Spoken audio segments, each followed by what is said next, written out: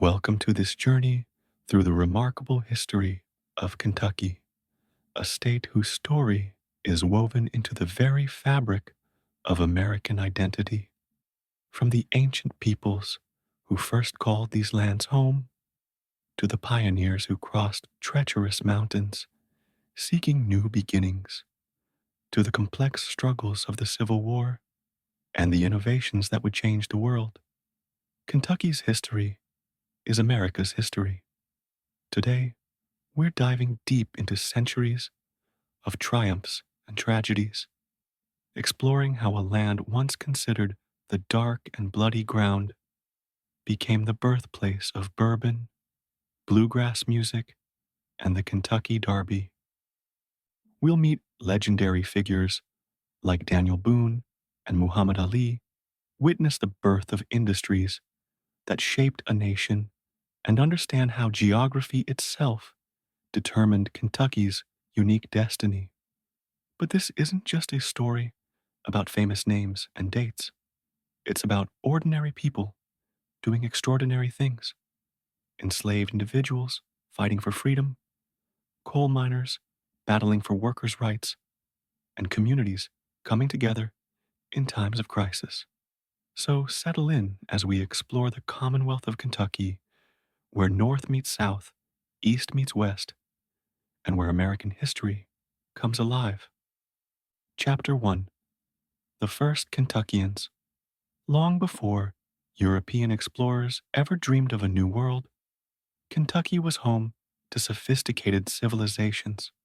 Archaeological evidence tells us humans have lived in what we now call Kentucky for at least 12,000 years. These Paleo-Indians, as archaeologists call them, were nomadic hunters following massive game like mastodons and giant ground sloths through a landscape that looked nothing like today's Kentucky. As the climate warmed and the megafauna disappeared, these ancient peoples adapted. By around 3000 BCE, during what's called the Archaic period, native peoples had developed complex societies. They weren't just surviving, they were thriving. The shell middens along the Green River show us they had established seasonal camps, returning to the same spots year after year, developing the first permanent settlements in Kentucky. But the real archaeological treasures come from the Adena culture, which flourished from about 1000 BCE to 200 CE. These people built massive earthen mounds that still dot Kentucky's landscape today. The Adena weren't just builders, they were artists, traders, and astronomers. Their burial mounds, like those at the Wright and Robin sites, contained elaborate grave goods, including intricately carved pipes, copper jewelry, and objects made from materials sourced hundreds of miles away, proving extensive trade networks. Following the Adena came the Hopewell culture, lasting until about 500 CE. They expanded on Adena achievements, creating even more elaborate earthworks and extending trade networks as far as the Rocky Mountains and the Gulf of Mexico. The Portsmouth earthworks in Greenup County show their sophisticated understanding of geometry and astronomy. Then came the Fort Ancient culture from about 1000 to 1650 CE. These were the people who built the impressive hilltop enclosures that early European explorers would later mistake for military fortifications. They were accomplished farmers, growing corn, beans, and squash, the three sisters that would sustain populations for centuries. By the time Europeans arrived, the major tribes associated with Kentucky included the Cherokee in the southeast, the Chickasaw in the far west, and most prominently, the Shawnee, who used Kentucky as their hunting grounds. The name Kentucky itself likely comes from an Iroquoian word meaning land of tomorrow or meadowland, though some translate it as dark and bloody ground, a name that would prove prophetic. It's crucial to understand that when Europeans discovered Kentucky, they weren't finding an empty wilderness. They were entering a land that had been actively managed by Native Americans for millennia. The park like forests that impressed Daniel Boone, those were the result of centuries of controlled burning by native peoples to improve hunting grounds and travel routes. The salt licks that would become so important to early settlements. Native Americans had been harvesting salt there for generations. The great buffalo traces, those wide paths that would become Kentucky's first roads, were originally created and maintained by Native Americans who followed the same routes as the migrating herds. Even the location of modern cities often corresponds to ancient Native American towns and trading posts. Louisville sits where it does because Native Americans had identified it as the best place to navigate the falls of the Ohio.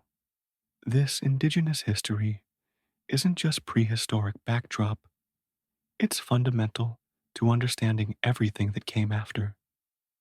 The Native American presence shaped the landscape, established the trade routes, identified the resources, and created the very conditions that would make Kentucky attractive to European settlers. Chapter 2: European Exploration and the Long Hunters. The first Europeans to glimpse Kentucky were likely French explorers traveling down the Ohio River in the late 1600s.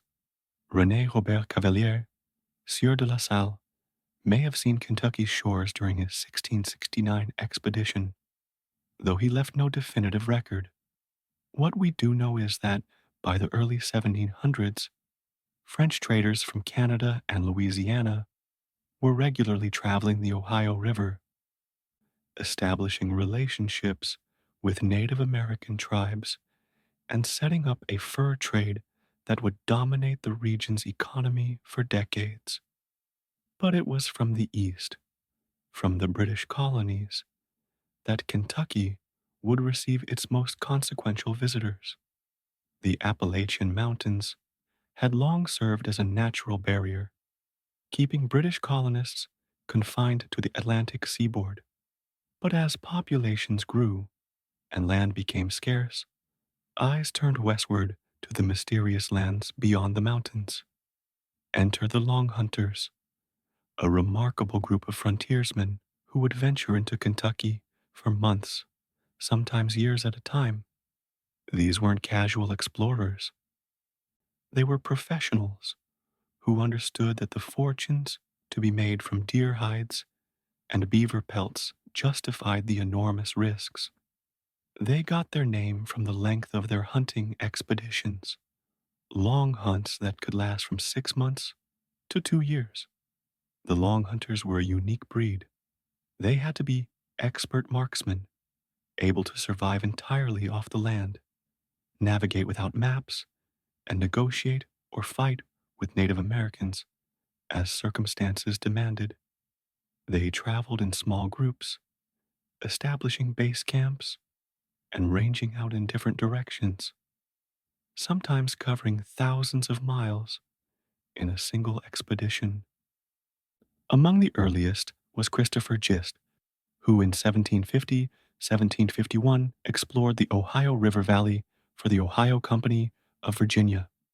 His detailed journals provided the first systematic account of Kentucky's geography and resources. He wrote of lands so rich that a man might kill 30 or 40 deer in a day, and described soil so fertile it seemed impossible. Dr. Thomas Walker led an expedition through the Cumberland Gap in 1750, naming it after the Duke of Cumberland. Though Walker didn't penetrate far into Kentucky, his discovery of this crucial passage through the mountains would change everything. The Cumberland Gap would become the main highway for hundreds of thousands of settlers flooding into Kentucky and beyond. But no name is more synonymous with Kentucky exploration than Daniel Boone. Forget the coonskin cap mythology. The real Boone was far more interesting. Born in Pennsylvania in 1734, Boone was a skilled woodsman who first heard about Kentucky from John Findlay, a trader who had traveled down the Ohio River. In 1769, Boone, Findlay, and four other men set out on what would become a legendary 2-year expedition into Kentucky. Boone's party entered through the Cumberland Gap and spent months exploring, hunting, and mapping. They were essentially industrial hunters. The deer hides they collected were valuable commodities in international markets. But in December 1769, they were captured by Shawnee warriors who confiscated their entire harvest. Months of work lost in an instant. Captain Will Emery told them, "Now, brothers, go home and stay there. Don't come here any more, for this is the Indians' hunting ground, and all the animals, skins, and furs are ours." But Boone didn't go home. He stayed in Kentucky, exploring alone for months, living a solitary life that would have broken most men. His brother Squire joined him, and together they continued hunting and exploring until 1771. When Boone finally returned to North Carolina, he had no fortune in furs to show for his efforts, but he had something perhaps more valuable: intimate knowledge of Kentucky's geography and resources. Boone wasn't the only long hunter making history. Simon Kenton, another legendary frontiersman, explored vast regions of Kentucky in the early 1770s. James Harrod led expeditions that would result in the founding of Harrodsburg, Kentucky's first permanent settlement. Michael Stoner and Isaac Bledsoe explored the Green River country. These men were creating the mental maps that would guide future settlement. The Long Hunters' explorations coincided with increasing tensions between British authorities and American colonists. The Proclamation of 1763 had forbidden settlement west of the Appalachians, but colonists increasingly ignored this restriction. The Quebec Act of 1774 placed Kentucky under Quebec's jurisdiction, further angering American colonists, who saw it as another example of British tyranny. Meanwhile, speculative land companies were forming in the eastern colonies, eager to claim vast tracts of Kentucky land. The Ohio Company, the Loyal Company, and the Transylvania Company all had designs on Kentucky. Judge Richard Henderson of North Carolina formed perhaps the most ambitious scheme. He planned to purchase all of Kentucky and Tennessee from the Cherokee and create a 14th colony called Transylvania. The stage was set for a massive transformation. The Long Hunters had revealed Kentucky's bounty to the world. Land speculators smelled opportunity. Settlers desperate for land were ready to risk everything. And Native American tribes, particularly the Shawnee and Cherokee, watched with growing alarm as their hunting grounds were invaded. Chapter 3: Settlement and Revolution. The year 1775 marked a turning point in Kentucky's history. While revolution brewed in the eastern colonies, a different kind of revolution was beginning in Kentucky: the transformation from hunting ground to homeland.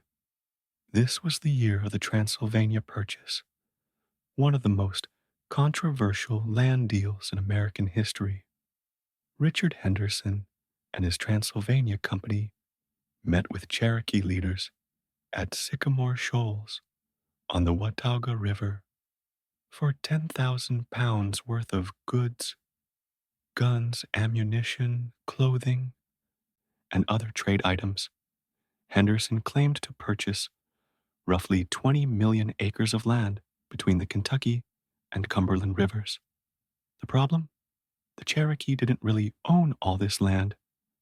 Much of it was claimed by other tribes, particularly the Shawnee, and technically, private citizens couldn't make treaties with Native American tribes. Only the British government could do that. Among the Cherokee present was Dragon Canoe, a young war chief who prophetically warned the whites that Kentucky was a dark cloud and a bloody ground. He refused to sign the treaty and would spend the rest of his life fighting American expansion. But Henderson pressed forward. He hired Daniel Boone to blaze a trail from the Long Island of the Holston River through Cumberland Gap to the Kentucky River, what would become famous as the Wilderness Road. Boone and 30 axemen began cutting the trail in March 1775, literally carving a path for civilization through the wilderness. The work was dangerous. On March 25th, near what would become Richmond, Kentucky, Shawnee warriors attacked Boone's party, killing 2 and wounding another. But Boone pressed on, reaching the Kentucky River in April and establishing Fort Boonesborough. This wasn't just another hunting camp. It was designed as a permanent settlement, complete with cabins, a fort, and surveyed lots for future residents. Meanwhile, James Harrod had returned to the settlement. He'd started the year before, re-establishing Harrodsburg. Benjamin Logan founded St. Asaph's, also called Logan's Station. Within months, Kentucky had multiple permanent settlements, but they were islands of American presence in a sea of indigenous resistance. Life in these early stations was brutal.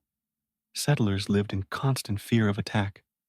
They couldn't venture far from the forts to farm without military protection. Food was scarce, ammunition precious, and disease common. Many gave up and returned east, but others kept coming, drawn by the promise of land. Then came news that changed everything. The American Revolution had begun. Kentucky's settlers found themselves in an unusual position. They were technically in rebellion against Britain just by being there, as settlement violated the proclamation of 1763. But now the entire continent was in rebellion. The revolution came to Kentucky in a unique way.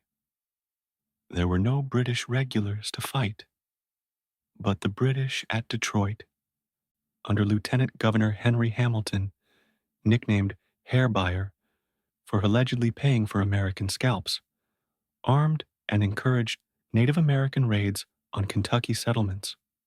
The years 1777, 1782 became known as the Bloody Years, a time of constant warfare that nearly destroyed Kentucky's settlements. The most famous incident was the Siege of Boonesborough in September 1778. Shawnee Chief Blackfish, with British support, led over 400 warriors against the fort. The siege lasted 11 days, the longest in Kentucky history. Boone, who had been captured and adopted by the Shawnee months earlier before escaping, led the defense. The fort held, but barely. The war created strange alliances and bitter divisions. Some Kentuckians, like Simon Girty, sided with the British and their Native American allies. Others, like George Rogers Clark, became revolutionary heroes. Clark, a young Virginian who had moved to Kentucky, convinced Virginia's government that the best defense was offense. In 1778, with just 175 men, Clark launched an audacious campaign into the Illinois country, capturing Kaskaskia, Cahokia, and ultimately Vincennes. His victories secured the Ohio River as an American waterway and weakened British influence over Native American tribes. But even as Clark won victories in Illinois, Kentucky bled. The Battle of Blue Licks in August 1782 was one of the last battles of the Revolution, fought almost a year after Cornwallis surrendered at Yorktown. A force of British Rangers and Native Americans ambushed Kentucky militia, killing over 70 men, including one of Daniel Boone's sons. It was Kentucky's worst military defeat. During these years, Kentucky's political status was confused. Originally part of Fincastle County, Virginia, it became Kentucky County in 1776, then was divided into three counties, Jefferson, Fayette, and Lincoln, in 1780. Virginia law and Virginia politics governed Kentucky, but communication with Richmond took weeks, sometimes months. Despite the violence, or perhaps because of it, settlers kept coming. The end of the Revolution in 1783 opened the floodgates. Veterans were promised land for their service. Land speculators arrived with patents for thousands of acres. Poor families, seeking new opportunities, packed their belongings and headed west. The Wilderness Road became a highway of humanity. In the spring of 1784 alone, one observer counted nearly 900 people passing through in a single day. They came on foot, on horseback, driving cattle and hogs, carrying everything they owned on their backs or in wagons.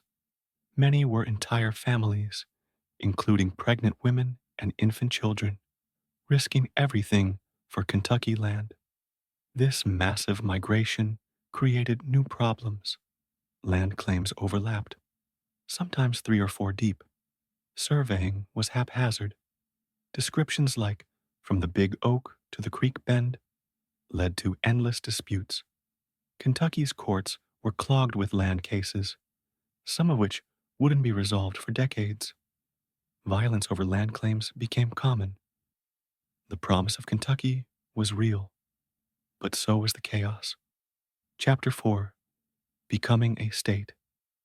By the mid 1780s, Kentucky had grown too large and too distinct to remain part of Virginia. The distance from Richmond, the different economic needs, and the unique challenges of frontier life all argued for separation. What followed was one of the most democratic political movements in early American history, a grassroots campaign for statehood that would take nearly a decade to achieve. The movement began with frustration. Kentucky's grievances were numerous. Virginia controlled Kentucky's tax revenue, but provided little military protection. Trade down the Mississippi River, Kentucky's natural commercial outlet, was blocked by Spain. Virginia law didn't address Kentucky's unique needs, and perhaps most gallingly, Kentuckians had minimal representation in Virginia's legislature, despite paying substantial taxes. In 1784, Colonel Benjamin Logan called for a convention to discuss separation. This first convention, held in Danville, Kentucky's political center before Frankfort, was just the beginning. Over the next 8 years, Kentuckians would hold 10 constitutional conventions, debating every aspect of their future government. These conventions were remarkable for their democratic character. Delegates were elected by the people, debates were public, and issues were thoroughly discussed.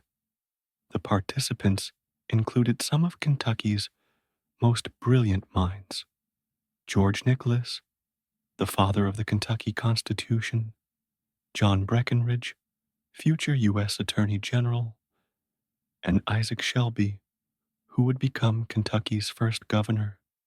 But the path to statehood was complicated by international intrigue. Spain controlled the Mississippi River and New Orleans, Kentucky's vital commercial outlet. Some Kentuckians, frustrated by Congress's inability to secure navigation rights, began secret negotiations with Spain. James Wilkinson, a charming and thoroughly corrupt general, actually took an oath of allegiance to Spain and worked to detach Kentucky from the United States. This Spanish conspiracy created suspicion about Kentucky's loyalty that would linger for years. There were also conflicts with Native Americans to resolve. Despite the Treaty of Paris ending the Revolution, Native American raids continued. The federal government's response was ineffective. Kentuckians felt abandoned, reinforcing their desire for self government. Some even threatened to form their own country if statehood was denied. The process was also delayed by national politics. Under the Articles of Confederation, admitting new states was complicated. The Northwest Ordinance of 1787 established procedures for territories north of the Ohio River, but not for Kentucky. The adoption of the U.S. Constitution in 1789 created new procedures and new delays. Finally, in February 1791, Congress passed the act admitting Kentucky to the Union. Vermont had been admitted just days earlier, maintaining the balance between free and slave states, a precedent that would haunt American politics for decades. Kentucky would become the 15th state on June 1st, 1792. Kentucky's first constitution was remarkably progressive for its time in some ways, conservative in others. It provided for universal male suffrage, no property requirements for voting, unusual for the era. It included a Bill of Rights protecting freedom of religion, speech, and press. The governor and senators were elected by electors, not directly by the people, but representatives were directly elected. However, the Constitution also protected slavery, declaring that the legislature could not emancipate slaves without compensating owners and obtaining owner consent. This provision would shape Kentucky's history for the next 70 years. The Constitution also made Kentucky one of the first states to provide for public education, though this provision wouldn't be implemented for decades. Isaac Shelby, a Revolutionary War hero who had fought at Kings Mountain, was elected Kentucky's first governor without opposition. The state capital was established at Frankfort, chosen as a compromise between competing cities. The name came from Stephen Frank, allegedly killed at a ford in the Kentucky River, though this story might be mythology. The new state faced immediate challenges.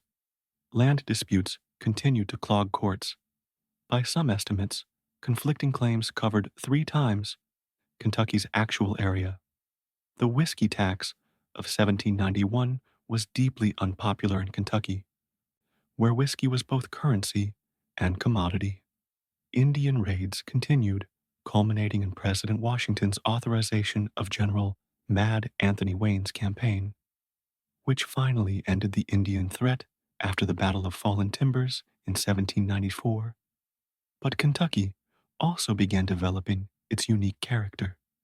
The Kentucky Gazette, established in 1787, was the first newspaper west of the Alleghenies. Transylvania University, chartered in 1780, became a premier educational institution, earning the nickname Harvard of the West. Kentucky bourbon whiskey, born from the combination of limestone filtered water and abundant corn, began gaining reputation. The state's population exploded from about 73,000 in 1790 to over 220,000 by 1800, making Kentucky the largest state west of the Appalachians. Towns sprang up along rivers and roads. Industries developed: rope making from hemp, salt processing, iron forging, and always whiskey distilling. Kentucky had achieved its independence, but this was just the beginning. The new state would soon find itself at the center of national expansion, the slavery debate, and the political conflicts that would define America's first century. The frontier was becoming civilization, but at what cost and for whose benefit remained to be determined. Chapter 5. The Antebellum Era. The first half of the 19th century transformed Kentucky from a frontier state into one of America's most important political and economic centers.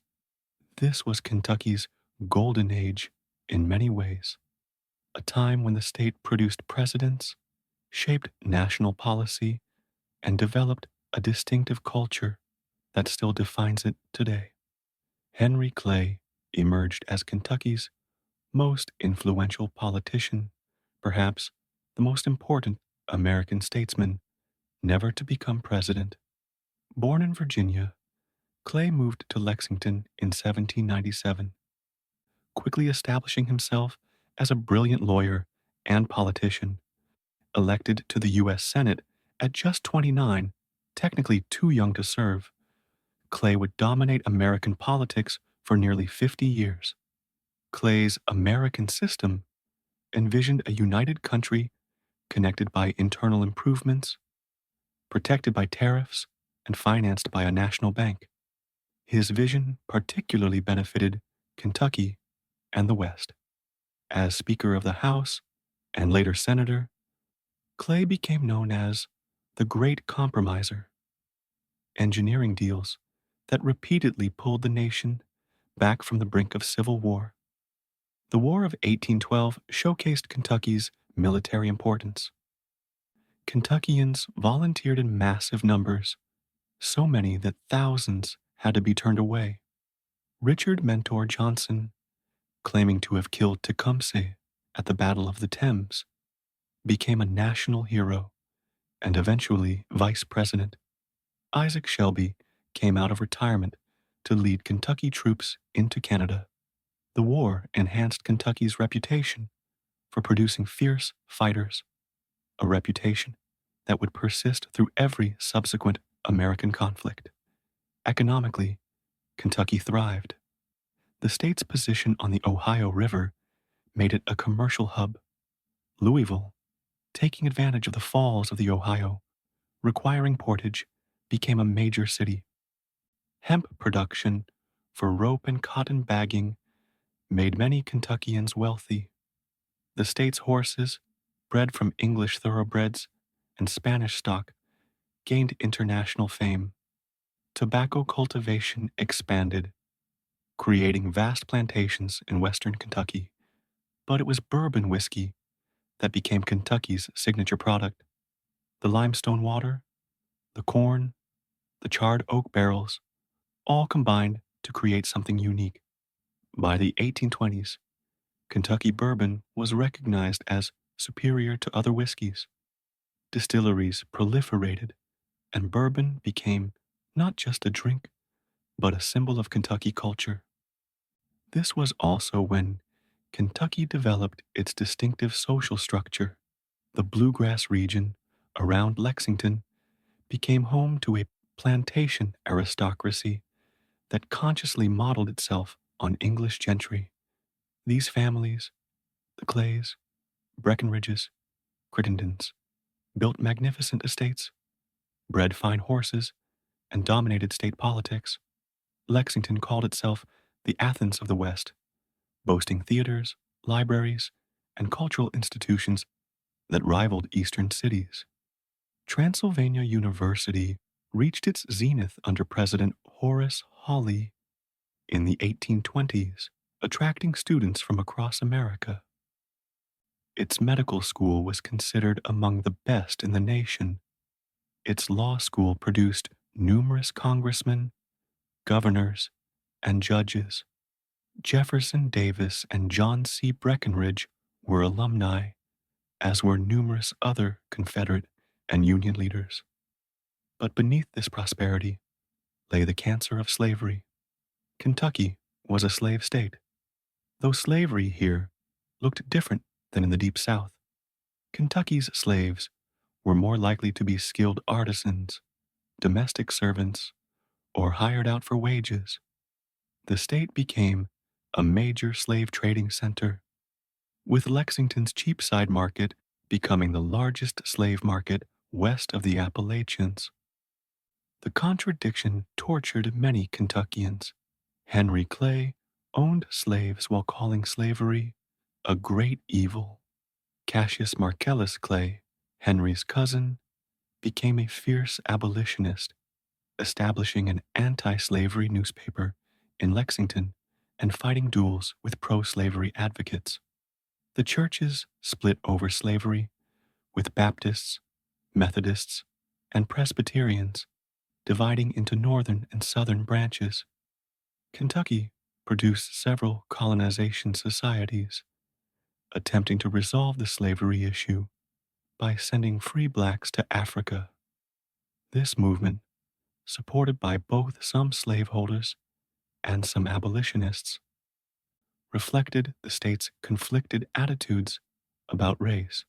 Many Kentuckians opposed slavery, but also opposed racial equality, seeking a middle ground that didn't exist. The Underground Railroad operated extensively in Kentucky, with the Ohio River serving as the boundary between slavery and freedom. Slave escapes were common, aided by free blacks and white sympathizers. The proximity of freedom created constant tension. Slave patrols roamed the countryside. Harsh laws punished anyone helping fugitives. Meanwhile, Kentucky's political influence reached its apex. John J. Crittenden served as Attorney General under 3 presidents. Joseph Holt would become a Judge Advocate General. John C. Breckinridge served as Vice President under James Buchanan. When the Whig Party formed in opposition to Andrew Jackson, Kentucky became a Whig stronghold, one of the few states to support Clay in all his presidential runs. Education slowly expanded. The common school system, authorized by the 1849 Constitution, began providing basic education to white children. Berea College, founded in 1855, remarkably admitted both black and white students, making it the first integrated college in the South. This experiment in racial equality would be crushed after the Civil War, but it showed that some Kentuckians imagined a different future. The 1850s brought increasing tension. The Compromise of 1850, partly engineered by Clay, temporarily calmed sectional disputes, but the Kansas-Nebraska Act of 1854 reignited them. Kentucky watched nervously as bleeding Kansas erupted in violence. The state's position on the border between North and South became increasingly uncomfortable. By 1860, Kentucky found itself in an impossible position. The state's economy depended on both northern industry and southern agriculture. Its culture was southern, but its union was sacred. Its greatest statesman, Henry Clay, had died in 1852, leaving no successor capable of bridging the growing divide. When Abraham Lincoln, born in a log cabin near Hodgenville, Kentucky, was elected president in 1860, Kentucky didn't give him a single electoral vote. The state that had done so much to create and preserve the Union now faced its greatest test. Chapter 6: The Civil War. Kentucky's Civil War experience was unlike any other state's. Officially neutral, practically divided, and ultimately occupied by both armies, Kentucky suffered a civil war within the Civil War. Brother literally fought brother, fathers fought sons, and communities tore themselves apart in ways that would take generations to heal. When the war began in April 1861, Governor Beriah Magoffin declared Kentucky's neutrality, refusing Lincoln's call for troops with the famous response, "Kentucky will furnish no troops for the wicked purpose of subduing her sister southern states." The legislature agreed, declaring Kentucky would defend itself against invasion from either side. For 5 months, this armed neutrality held, a remarkable achievement in an increasingly polarized nation. But neutrality was impossible to maintain. Kentucky's strategic importance was too great. Lincoln allegedly said, "I hope to have God on my side, but I must have Kentucky." The state controlled vital river routes, possessed crucial resources, and its choice would influence the other border states. Both sides maneuvered for advantage while officially respecting neutrality. The farce ended in September 1861 when Confederate General Leonidas Polk occupied Columbus, Kentucky, believing, incorrectly, that Union forces were about to do the same. Union General Ulysses Grant immediately occupied Paducah. The war had come to Kentucky, and it would never leave. Kentucky's division was profound. About 100,000 Kentuckians fought for the Union, while 40,000 fought for the Confederacy. Sometimes these men came from the same family. The Crittenden family epitomized this division. Senator John J. Crittenden had two sons who became generals on opposite sides. George became a Confederate general, Thomas, a Union general. The state government split as well.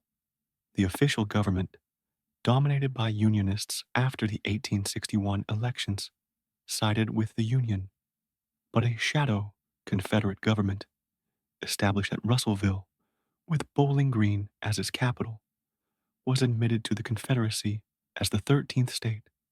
Kentucky had two governments, two governors, and representatives in both Congresses.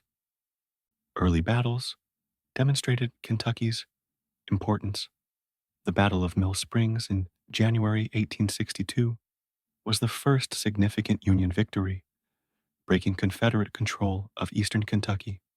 Grant's capture of Fort Henry and Fort Donelson in February 1862 opened both the Tennessee and Cumberland rivers, dooming Confederate control of southern Kentucky.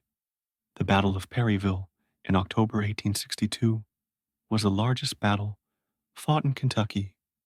Confederate General Braxton Bragg invaded Kentucky, hoping to install the Confederate government and inspire a general uprising.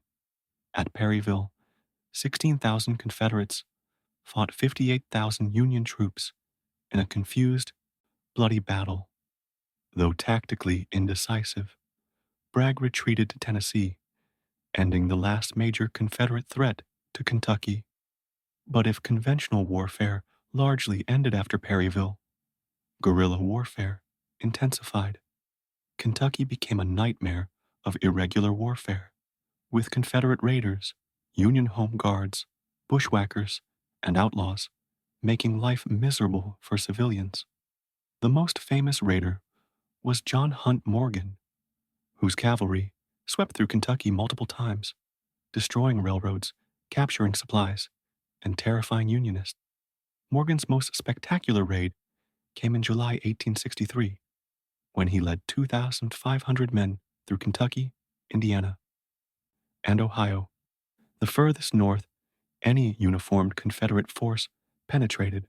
Though ultimately captured, Morgan's raids tied down thousands of Union troops and demonstrated Kentucky's vulnerability. The guerrilla war was particularly vicious. William Quantrill, Bloody Bill Anderson, and other guerrillas operated in Kentucky with savage brutality. Sue Mundy, actually a man named Jerome Clark, terrorized central Kentucky until his capture and execution. Union forces responded with equal brutality, executing suspected guerrillas without trial and burning homes of Confederate sympathizers. For Kentucky's enslaved population, the war brought opportunity and danger. Though the Emancipation Proclamation didn't apply to Kentucky as a Union state, thousands of slaves fled to Union lines. The Union Army's policy evolved from returning fugitives to accepting them as contraband to eventually recruiting them as soldiers.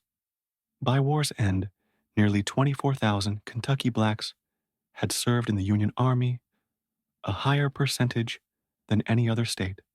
The transformation of slavery created tremendous tension. Slaveholders, even Unionist ones, resented the loss of their property. Former slaves faced violent repression. The situation was so volatile that the Freedmen's Bureau operated in Kentucky longer than in most former Confederate states. The war devastated Kentucky's economy. Trade was disrupted, farms were destroyed, and infrastructure was wrecked. Louisville prospered as a supply center, but rural Kentucky suffered terribly. Lawlessness became endemic. Currency was nearly worthless. Schools closed. Churches split. Normal life ceased to exist. The assassination of Lincoln in April 1865 hit Kentucky particularly hard. Though he had received almost no Kentucky votes in 1860, by 1865, many Kentuckians had come to respect the Kentucky-born president. His death removed the one leader who might have eased Kentucky's post-war transition. The war's end didn't bring peace to Kentucky. Violence continued as guerrillas refused to surrender. Union troops occupied the state, and racial tensions exploded. The Ku Klux Klan and similar organizations terrorized freed slaves and white Republicans. Federal troops remained in Kentucky until 1869, longer than in some Confederate states. Politically, Kentucky underwent a remarkable transformation. The state that had been strongly Unionist during the war became increasingly sympathetic to the lost cause afterward.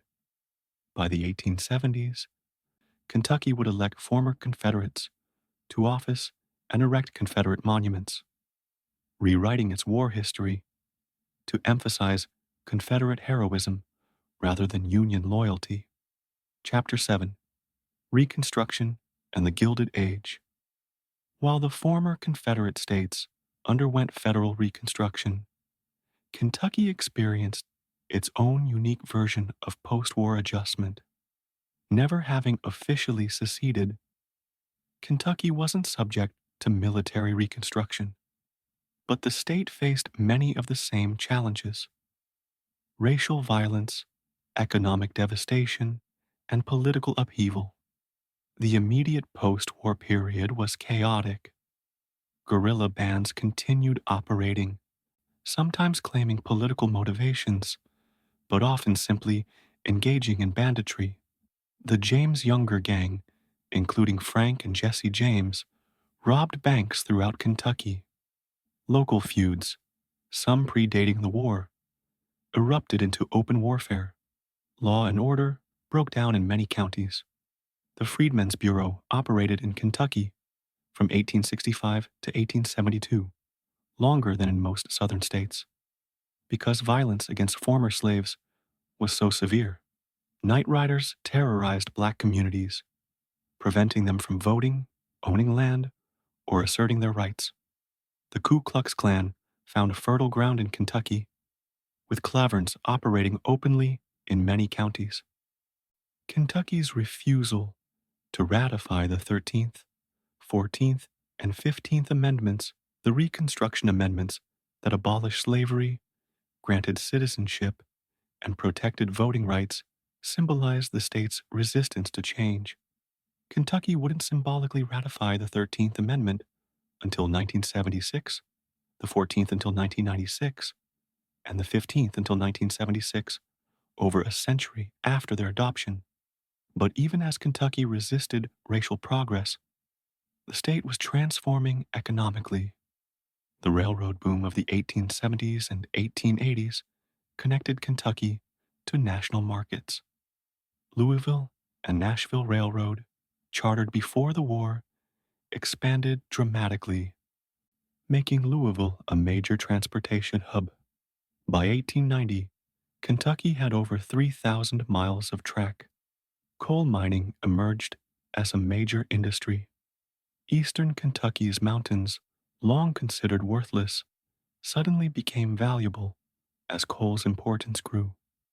Companies from outside Kentucky bought vast tracts of land, often for pennies per acre, from mountaineers who didn't understand their land's value. Company towns sprang up throughout Appalachia, creating a new kind of feudalism. The tobacco industry also transformed. James B. Duke's American Tobacco Company began dominating the market, driving down prices paid to farmers. Western Kentucky's Black Patch became a center of tobacco production, but also of resistance to monopolistic practices. This would eventually explode into the Black Patch Wars of the early 1900s. Louisville experienced remarkable growth, becoming the nation's 10th largest city by 1900. The city developed important industries: bourbon distilling, tobacco processing, and manufacturing. The Louisville Slugger baseball bat, first produced in 1884, became an American icon. The city's Main Street became known as Whiskey Row for its concentration of distilleries. Horse racing emerged as Kentucky's signature sport. Churchill Downs opened in 1875 with the first Kentucky Derby run that year. Won by Aristides, a Kentucky-bred horse, the Derby quickly became America's premier horse race. The sport combined Kentucky's agricultural heritage with Gilded Age glamour, attracting wealthy sportsmen from across the nation. Education finally began expanding. The 1891 Constitution mandated a statewide system of common schools, though severely underfunded. Berea College, forced by state law to segregate after 1904, split its resources to help found Lincoln Institute for black students. The state established what would become Western Kentucky University in 1906 and Eastern Kentucky University in 1906. But progress came with conflict. The Hatfield-McCoy feud, though centered in West Virginia, spilled into Pike County, Kentucky, becoming America's most famous family vendetta.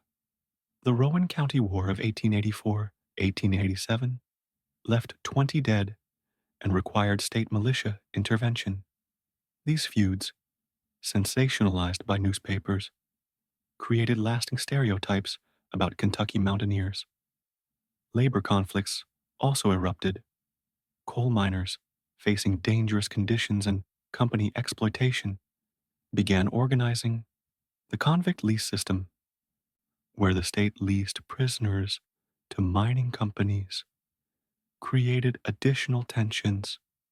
Strikes were met with violence from company guards and state militia. The foundations were being laid for the coal wars that would explode in the 20th century.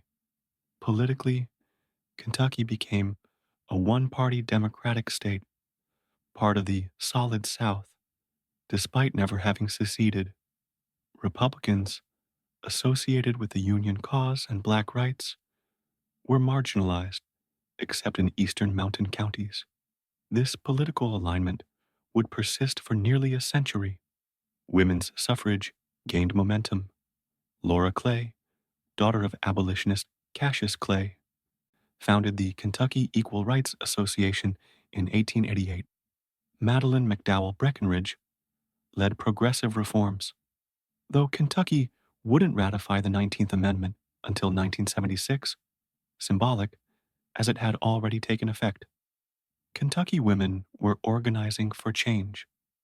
The 1900 gubernatorial election resulted in chaos when Democrat William Goebel was assassinated, the only American governor killed in office, shot by an unknown assassin while contesting the election results.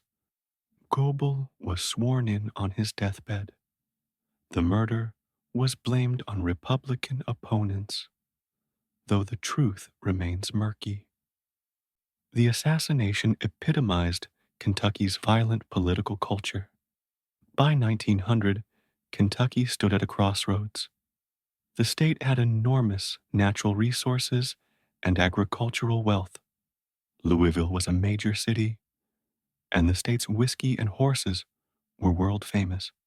But Kentucky also faced deep problems: racial violence, economic exploitation, political corruption, and geographic divisions between prosperous bluegrass, struggling western farms, and impoverished eastern mountains. The 20th century would force Kentucky to confront these contradictions. Chapter 8: The Progressive Era. To World War II, the dawn of the 20th century brought both promise and violence to Kentucky. The Progressive Era's reforms clashed with entrenched interests, creating conflicts that would define Kentucky for decades. The Black Patch War of 1904-1909 demonstrated farmers' desperation against monopolistic tobacco companies. When the American Tobacco Company drove prices below production costs, farmers formed the Planters Protective Association. When peaceful boycotts failed, night riders emerged, burning warehouses, destroying crops of non-cooperative farmers, and terrorizing communities. The violence peaked in 1908 when night riders seized entire towns, including Princeton and Hopkinsville. State militia intervention and federal antitrust action finally ended the conflict, but not before dozens died and millions in property was destroyed. Meanwhile, eastern Kentucky's coal fields exploded with labor conflicts. The Paint Creek Cabin Creek strike of 1912-1913 saw miners battling mine guards in pitched battles. Bloody Harlan earned its nickname through constant warfare between miners, company thugs, and law enforcement. The Battle of Evarts in 1931 left 4 dead and sparked national attention. Folk singer Florence Reese wrote, "Which side are you on?" during these struggles, creating an anthem for labor movements worldwide. The coal camps themselves were studies in exploitation. Companies owned everything: houses, stores, schools, churches. Miners were paid in scrip, useless outside company stores where prices were inflated. Death rates in Kentucky mines were among America's highest. Cave-ins, explosions, and black lung disease killed thousands. Yet mountaineers kept coming, driven by poverty and the lack of alternatives. The progressive movement did achieve some victories. Governor Augustus E. Wilson established juvenile courts and reformed prisons. The Department of Agriculture was created. Child labor laws were strengthened. Most significantly, the Day Law of 1904, while mandating racial segregation, even in private institutions like Berea College, ironically led to improved, though separate, educational facilities for African Americans. Prohibition became Kentucky's great experiment in social reform. The state went dry in 1919 before national prohibition. The results were predictable in America's whiskey capital. Bootlegging became a major industry. Moonshiners operated throughout eastern Kentucky. Louisville became a distribution center for illegal alcohol. Violence between bootleggers and revenuers added to Kentucky's lawless reputation. Yet this was also a time of cultural flowering. Kentucky's folk traditions gained national recognition. John Jacob Niles began collecting and performing Appalachian ballads. The Renfro Valley Barn Dance, started in 1937, brought mountain music to radio audiences. Bradley Kincaid, the Kentucky Mountain Boy, became one of country music's first stars. Louisville produced remarkable jazz musicians. Lionel Hampton, Helen Humes, and Jonah Jones all emerged from Louisville's vibrant Walnut Street district. The city's location made it a stopping point from musicians traveling between Chicago and New Orleans, creating a unique musical fusion. World War I transformed Kentucky. Camp Taylor, near Louisville, trained 150,000 soldiers. Kentucky's distilleries converted to industrial alcohol production. Women entered factories in unprecedented numbers. Around 85,000 Kentuckians served in uniform. The war seemed to promise a new era of prosperity and progress. Instead, the 1920s brought mixed results. While Louisville and Lexington prospered, rural Kentucky struggled. Farm prices collapsed. Coal demand fluctuated wildly. The Great Migration saw thousands of Black Kentuckians leave for northern cities, seeking opportunity and escaping violence. Eastern Kentucky's isolation deepened as the nation modernized around it. The Great Depression hit Kentucky devastatingly. By 1933, half of Kentucky's banks had failed. Unemployment in Louisville reached 40%. Eastern Kentucky faced near starvation. The tobacco market collapsed. Coal mines closed. Drought ravaged farms. Photographs of destitute Kentucky families became symbols of national suffering. Franklin Roosevelt's New Deal brought unprecedented federal intervention. The Civilian Conservation Corps established camps throughout Kentucky, employing young men in reforestation and park construction. The Works Progress Administration built schools, roads, and public buildings still used today. The Tennessee Valley Authority brought electricity to western Kentucky. Rural electrification transformed farm life. The WPA also supported Kentucky's cultural heritage. The Federal Writers Project documented folk traditions and collected slave narratives, preserving voices that would otherwise be lost.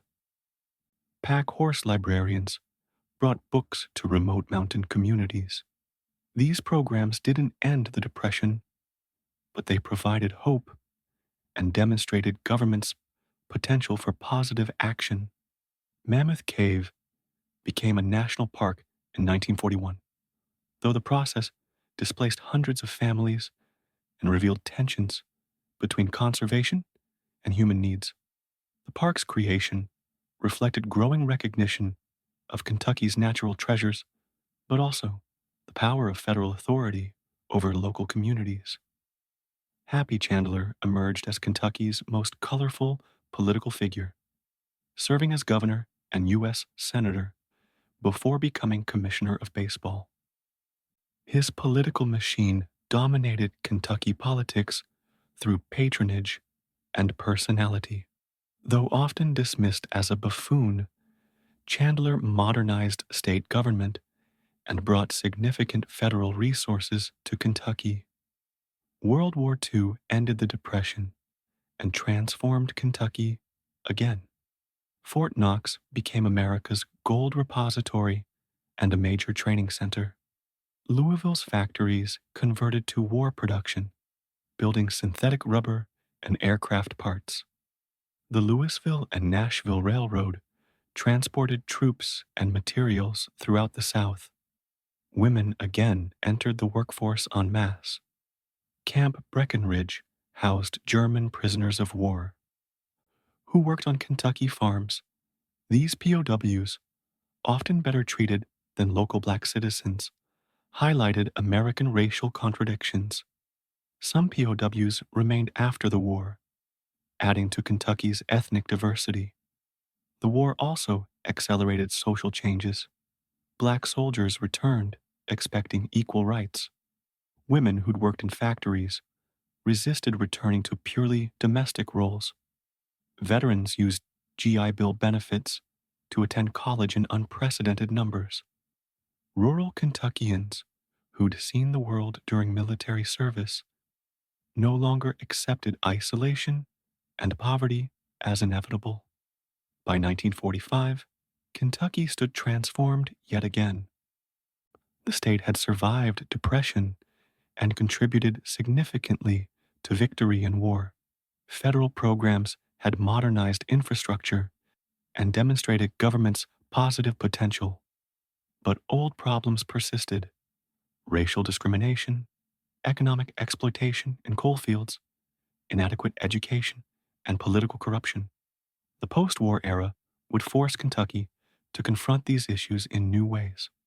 Chapter 9: The Modern Era. The post World War II era brought unprecedented change to Kentucky. Economic transformation, civil rights struggles, environmental disasters, and political upheavals reshaped the state in fundamental ways. This was when Kentucky truly entered the modern age, though not without resistance and conflict. The 1950s began with promise. Veterans returned home, started families, and fueled economic growth. Louisville's General Electric Appliance Park, opened in 1951, employed 23,000 workers at its peak, manufacturing refrigerators and washing machines for America's suburban boom. Ford built massive truck plants in Louisville. Kentucky's manufacturing employment doubled between 1940 and 1960. But the decade's most significant event was the integration of public schools. The 1954 Brown v. Board of Education decision meant Kentucky had to desegregate. Unlike Deep South states, Kentucky complied relatively peacefully. Louisville voluntarily integrated in 1956, becoming a national model. The process wasn't without problems. White flight to suburbs accelerated, and some counties resisted. But Kentucky avoided the massive resistance that plagued other southern states. The civil rights movement gained momentum through the 1960s. Louisville became a center of activism. The 1961 Louisville sit-ins successfully integrated downtown businesses. Martin Luther King Jr.'s 1964 march in Frankfort for a strong public accommodations law drew 10,000 participants. The Kentucky Civil Rights Act of 1966 was one of the first comprehensive state civil rights laws in the South. But progress triggered backlash. When King organized open housing marches in Louisville in 1967, he faced violent opposition, calling it the worst he'd encountered. Race riots erupted in Louisville in May 1968, following King's assassination. The Kentucky Derby ran that year surrounded by National Guard troops, a surreal juxtaposition of celebration and crisis. Eastern Kentucky gained national attention for different reasons. President Lyndon Johnson launched his war on poverty from Tom Fletcher's porch in Martin County in 1964. The image of Johnson shaking hands with an unemployed coal miner became iconic. Appalachian poverty, long hidden, suddenly became national news. The Appalachian Regional Commission, created in 1960, promised to transform eastern Kentucky through highways and development programs. Billions were invested. The results were mixed. Roads improved dramatically, but poverty persisted. Many argued the programs enriched contractors and politicians while failing to address structural problems. Coal mining underwent revolutionary changes. Mechanization eliminated jobs. Employment fell from 75,000 in 1950 to 30,000 by 1970, even as production increased. Strip mining scarred mountains. The Buffalo Creek disaster of 1972, though in West Virginia, highlighted dangers facing Kentucky communities below impoundment dams. Environmental activism grew, culminating in the 1977 Surface Mining Control and Reclamation Act. The Beverly Hills Supper Club fire of May 28, 1977, became Kentucky's deadliest disaster, killing 165 people in Southgate. The tragedy, caused by overcrowding and inadequate fire safety, led to nationwide fire code reforms. Among the dead were 2 entire wedding parties, adding personal tragedy to public disaster. Agriculture transformed. as small farms disappeared. Between 1950 and 2000, Kentucky lost half its farms, while average farm size doubled. Tobacco, facing health concerns and declining demand, slowly lost its economic dominance. The Tobacco Buyout Program of 2004 ended federal price supports, fundamentally altering rural Kentucky's economy. Yet some agricultural sectors thrived. The horse industry exploded, with Kentucky breeding 40% of America's thoroughbreds. The annual Keeneland sales attracted international buyers. Secretariat's 1973 Triple Crown victory, though he wasn't Kentucky bred, enhanced the state's racing reputation. By 2000, the horse industry contributed $3 billion annually to Kentucky's economy. Bourbon experienced remarkable renaissance. After Prohibition nearly destroyed the industry, bourbon struggled through the mid-20th century. But premium bourbon's emergence in the 1980s reversed decline. Buffalo Trace, Maker's Mark, and Woodford Reserve became luxury brands. The Kentucky Bourbon Trail, established in 1999, attracted hundreds of thousands of tourists annually. Education finally received serious attention after decades of neglect. The Kentucky Education Reform Act, KERA, of 1990, prompted by a state Supreme Court decision declaring the entire education system unconstitutional, revolutionized schools. KERA increased funding, equalized resources between rich and poor districts, and established achievement standards. Though controversial and imperfect, KERA became a national model for education reform. Higher education expanded dramatically.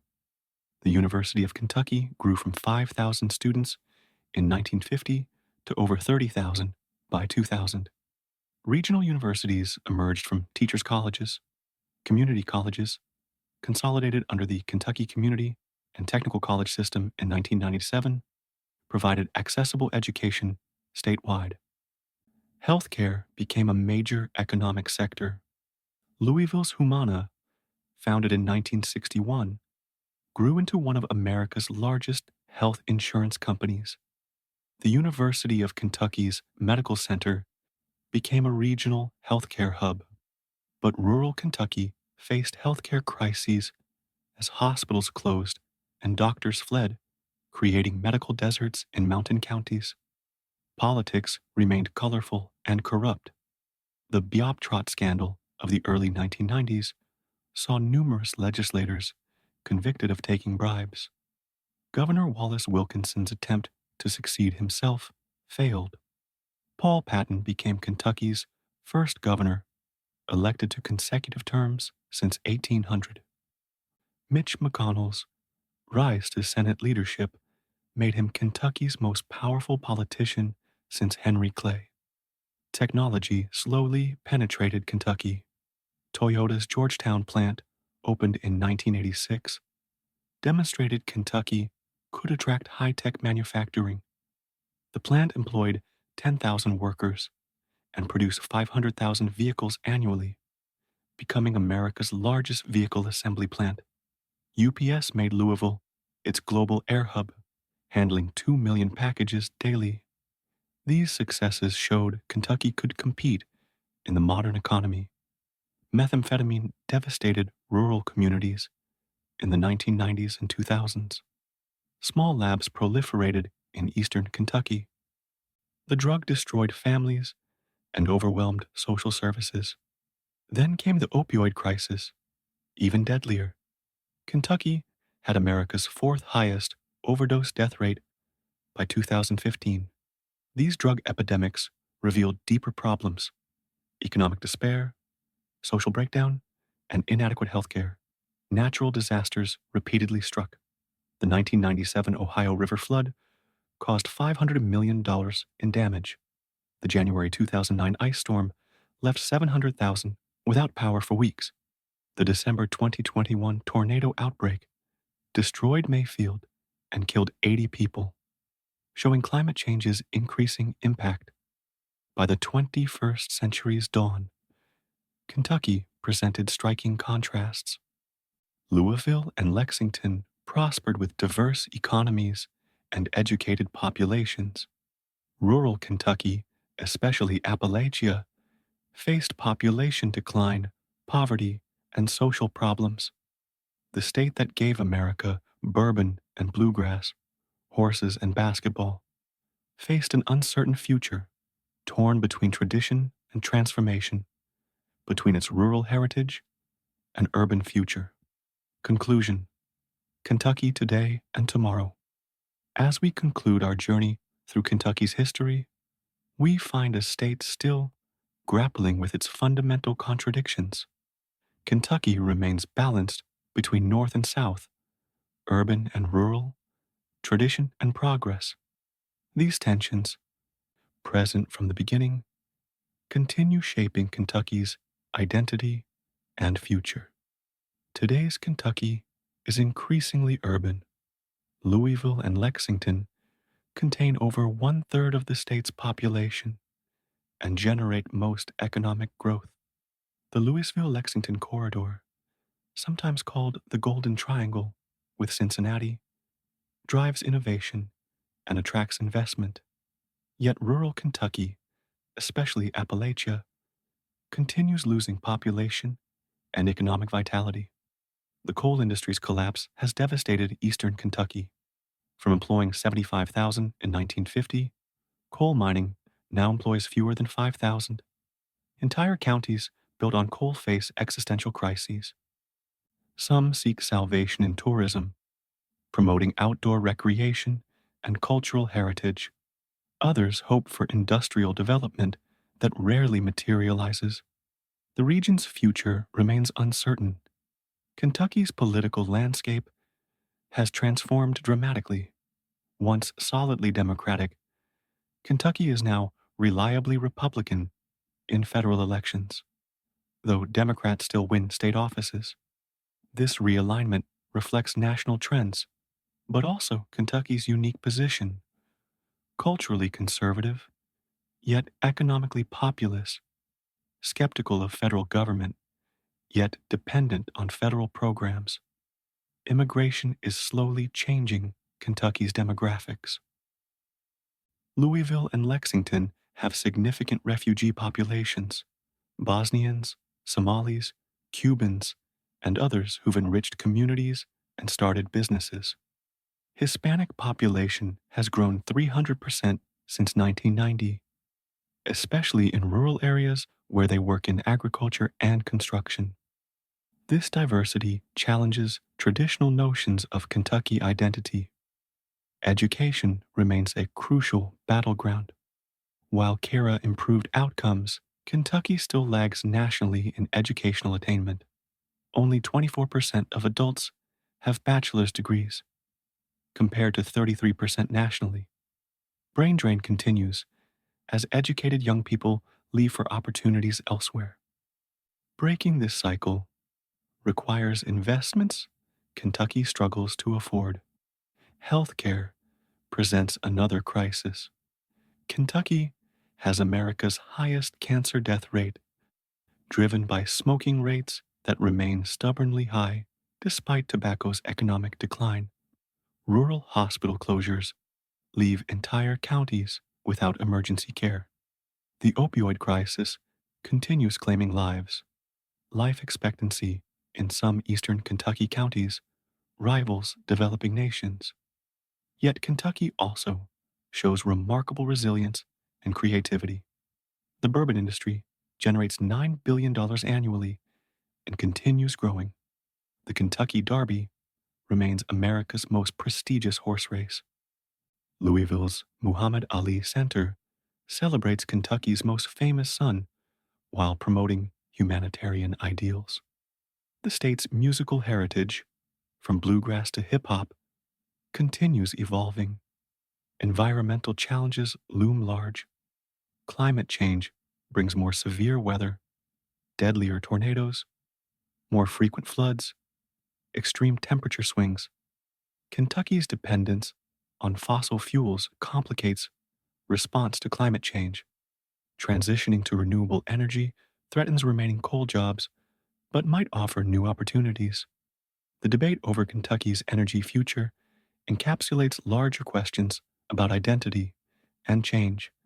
Economic diversification offers hope. Advanced manufacturing, healthcare, and logistics provide good jobs. Kentucky's central location and improving infrastructure attract distribution centers. Urban tourism demonstrates cultural assets' economic potential, but success remains geographically concentrated, leaving rural areas behind. The COVID-19 pandemic exposed and exacerbated existing problems. Rural counties with limited healthcare suffered disproportionately.